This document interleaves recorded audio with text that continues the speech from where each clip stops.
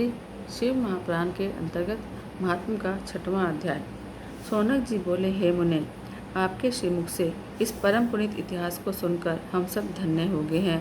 आप कृपा करके शिव महापुराण को श्रवण करने की विधि का वर्णन करें। श्री सूत जी बोले, हे शौनक, संसार के प्राणीजनों को दिव्य फल देने वाले शिव महापुराण को श्रवण करने की विधि मैं लोकहितार्थ के लिए कहता हूँ। उससे लोगों का कल्याण होगा। श्रोता को चाहिए कि वह सर्वप्रथम उत्तम शिव भक्त आचार्य को यह महापुराण वर्णन करने के लिए आमंत्रित करे और ज्योतिषियों को बुलाकर पुराण प्रारंभ करने के लिए तो शुद्ध नक्षत्र वाला दिन सुधवाए। दिन निश्चित हो जाने के बाद वह अपने बंधु बांधवों, इष्ट मित्रों आदि श्रोताजनों को महापुराण की कथा श्रवण करने के हेतु निमंत्रण भेजे। किसी शिवालय, तीर्थस्थल, बिल वृक्ष के नीचे, घर आदि स्थान पर कथा कराने की व्यवस्था करे। पृथ्वी को शुद्ध कराए, लीप कर सफाई करे। स्थल को सुसज्जित करने के लिए चारों ओर खम्भे खड़े करें, पताकाएं बांधें, केले के खम्भे खड़े करें, ध्वजाएं और बितान आदि से उस स्थल को मनोहर और दर्शनीय बना दे। तब वेदी बनवाकर उसके ऊपर भगवान शिव का एक दिव्य आसन लगवाए। कथा कहने वाले आचार्य के लिए उत्तम आसन लगाए। श्रोताजनों को सुखपूर्वक बिठाने की इच्छा से सुंदर आसनों की व्यवस्था करें, ताकि कथा श्रवण करने में उनको तनिक भी कष्ट न हो। आसन व्यवस्था करने में इस बात का विचार रखें कि वक्ता का मुख उत्तर की ओर और श्रोताओं का मुख पूर्व की ओर हो तथा दोनों के मुख आमने सामने रहे। श्रोताओं के पधारने पर उन्हें पूर्ण आदर के साथ स्थान दे। पुराण आरंभ कराते समय समस्त चिंता त्याग कर अपने हृदय को शिव चरणों में लगा दे। कथा प्रारंभ करने के लिए जब वक्ता व्यास आसन पर बैठे तो कथा समाप्त होने पर वह किसी को नमस्कार ना करे। पुराण के ज्ञाता पुण्यात्मा होते हैं, उनकी अवस्था का विचार नहीं किया जाता। पौराणिक जन सभी लोगों में श्रेष्ठ हैं और उनकी सभी वंदना किया करते हैं। वैसे प्राणी जब से जन्म लेता है तब से गुणों के अनुसार उसके कई गुरु हैं, परंतु उन समस्त गुरुओं में गुणी और धर्म का ज्ञान कराने वाला सबसे श्रेष्ठ होता है। उस पर भी जो पुराण सुनाता है वह सर्वश्रेष्ठ है। पौराणिक प्राणी करोड़ों जन्मों से एकत्रित किए हुए पापों को नष्ट कराकर महामुक्ति दिलाता है। अतः पुराण को बाँचने वाला भी परम सात्विक, साधु प्रकृति और दयालु होना चाहिए। उसे उचित है कि वह प्रातःकाल से कथा बाँचना शुरू करे और 3:30 पैर तक कथा को बाँचे। मध्याह्न को श्रोताजनों को 2 घड़ी का विश्राम दे, ताकि वे मल मूत्र आदि से फारिग हो सकें। दुर्जन और दुष्ट प्रकृति जनों के यहाँ इस पुराण कथा को कदापि न बाँचे। जिस दिन वक्ता कथा का प्रारंभ करे उस दिन अपने बाल बनवाने तथा कथा प्रारंभ करने के बाद वे समस्त नित्य कार्य संक्षेप में करें। वक्ता की सहायता के लिए संदेहों को निवारण करने वाला चतुर पंडित वक्ता के पास बैठे। कथा बिना किसी विघ्न के समाप्त हो, इसलिए प्रारंभ करते समय गणेश जी का पूजन करें। गणेश पूजन के बाद भगवान शिव और पुराण पुस्तक का पूजन करें। समस्त श्रोता शुद्ध हृदय से शिव भक्ति में लीन होकर शिव पुराण की कथा को श्रवण करें। जो श्रोता चित्त में भ्रांति रखते हैं, जिनका चित्त काम में लिप्त रहता है, जो क्रोधी हैं, व्यभिचार और पाखंड में रुचि रखते हैं, वे इस कथा के पुण्य को नहीं पाते। जो प्राणी अपने घर, अर्थ, पुत्र इत्यादि समस्त सांसारिक चिंताओं को छोड़कर ही एकाग्र मन होकर अपने मन को कथा में लगाता है, वही इसके श्रेष्ठ फल को पाता है। समस्त प्रकार से अपने मन को वश में कर जो एकाग्रचित होकर कथा को श्रवण करता है, वही पुण्य प्राप्त करता है। जो प्राणी भक्ति भावना को छोड़कर इसे सुनते हैं, उन्हें इस कथा के सुनने का कोई फल नहीं मिलता और वे जन्म जन्म में दुखी प्राप्त करते हैं। जो श्रोता पुराण के पूजन में यथाशक्ति भेंट किए बिना ही इस कथा को सुनते हैं, वे मूर्ख रहते हैं और सदैव दूषित ही समझे जाते हैं। जो प्राणी कथा होते समय कहीं और चले जाते हैं, उनकी संपत्ति आदि व्याधि में नष्ट हो जाती है। जो मनुष्य कथा होते समय पान चबाते समय उन्हें नरक के यमदूत उन्हीं की विष्ठा खिलाते हैं। जो कथा को ऊंचे आसन पर बैठकर सुनते हैं, वे नरक यातनाएं भोगकर काग होते हैं। जो आसन या कुर्सी पर बैठकर कथा सुनते हैं, वे नरक में जाकर विष वृक्ष होते हैं। जो वक्ता को प्रणाम न करके कथा सुनते हैं वे नरक फोड़कर अर्जुन वृक्ष होते हैं। जो लेट कर कथा सुनते हैं वे नरकों के बाद अजगर होते हैं। जो वक्ता के बराबर आसन पर बैठकर कथा सुनते हैं उन्हें गुरु शैया पर चढ़ने का पाप लगता है। हाथ बांधे कथा सुनने वाले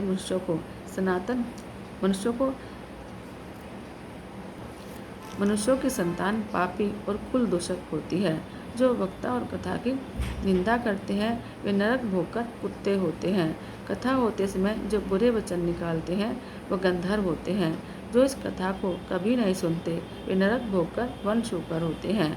जो कथा में विघ्न डालते हैं वे करोड़ों वर्ष नरक भोगकर ग्राम शूकर होते हैं। अतः श्रोता वक्ता दोनों को भक्ति से प्रसन्न होकर कथा कहनी और सुननी चाहिए। विघ्न विनाश के लिए नित्य प्रथम गणेश पूजन करें। नित्य कृत्य संक्षेप से करके प्रायश्चित करें। नवग्रह पूजन, भद्रदेव पूजन करें और नित्य विधि पूर्वक शिव पूजन और पुस्तक का पूजन करें। पूजन के बाद भक्ति से हाथ जोड़ पुस्तक को शिव स्वरूप समझ स्तुति करें। हे पुराण देव, आप साक्षात महेश्वर हो, प्रत्यक्ष हो, श्रवण के हेतु स्वीकृत हो, अतः मुझसे संतुष्ट हो। मेरा संपूर्ण कथा सुनने का मनोरथ आपको सफल करना है। हे शंकर, मैं आपका दास हूँ, भवसागर में पड़ा हूँ, कर्म ग्राह्यों से जकड़ा हुआ दीन हूँ, मेरा उद्धार करो। इस प्रकार शिव प्राण की स्तुति करके नम्रता से व्यास जी की पूजा करें। शिव पूजा की विधि से पुष्प, वस्त्र, भूषण, धूप दीप आदि से वक्ता का भी पूजन करें। उसके आगे शुद्ध मन हो, पुराण समाप्ति तक यत्नपूर्वक नियम धारण करें। वक्ता से प्रार्थना करें कि आप शिव कथा विशारद परम ज्ञानी शिवव्यास रूप हो। इस कथा के ज्ञान से मेरा अज्ञान दूर करें। वे शिव पंचाक्षर मंत्र को भक्ति से जपते रहें। यही कथा के श्रवण का संविधान, वक्ता, शोधा आदि के लक्षण है। बोलो शंकर भगवान की जय। श्री शिव महात्मा 7वां अध्याय। सौनक जी बोले, हे सूत जी, आपके इस परम पवित्र कथा की विधि तो सुना दी। अब कृपया लोकहित के लिए शिव प्राण के सुनने वाले व्रतियों का नियम सुनाइए। सूत जी बोले, हे शौनक, उन पुरुषों का नियम सुनो जिससे कि उन्हें निर्विघ्नतापूर्वक श्रवण करने का फल मिलता है।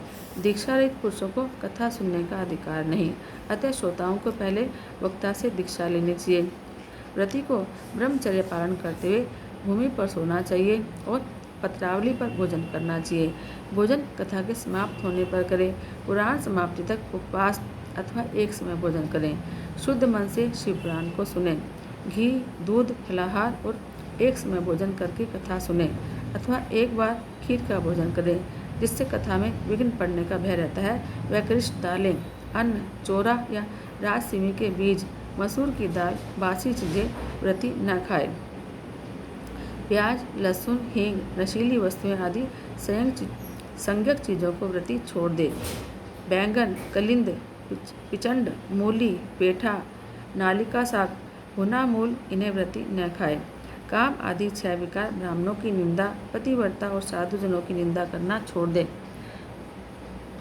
रजस्वला स्त्री को न देखे, पतितों से बात न करे। ब्राह्मण द्वेषी, वेदों को न मानने वालों के साथ व्रती न बोले। सत्य,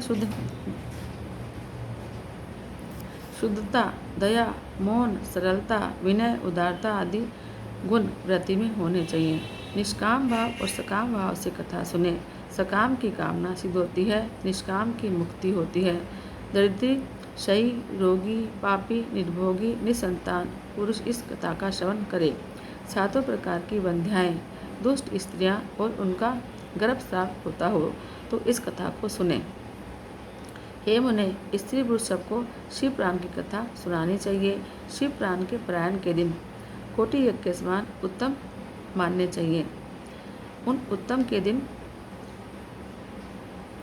उत्तम दिनों में थोड़ी वस्तु भी विधि से दान की जाए तो उसका अक्षय फल होता है। इस प्रकार व्रती विधि पूर्वक कथा सुनकर परम आनंद से उद्यापन भी करें। यह उद्यापन फल चाहने वाले पुरुषों को 14 के दिन करना चाहिए। गरीब भक्तों को उद्यापन का आग्रह नहीं, क्योंकि वे शिव के निष्काम भक्त हैं। वे सुनने से ही पवित्र हो जाते हैं। इस पारायण के यज्ञ उत्सव की समाप्ति पर श्रोताओं को भक्तिपूर्वक पूजन करना चाहिए। शिव पूजन की भांति पुस्तक का भलीभांति पूजन करें। उसके बाद वक्ता का विधि पूर्वक पूजन करें। पुस्तक आच्छादन के लिए नवीन वस्त्र और बांधने के लिए रेशमी डोरी दें। जो पुराण के लिए नया वस्त्र और रेशमी डोरी देते हैं वे युग युग तक ज्ञानी और संपन्न होते हैं। बाँचने वाले को अनेक प्रकार के वस्त्र आभूषण दिव्य पात्र देने चाहिए।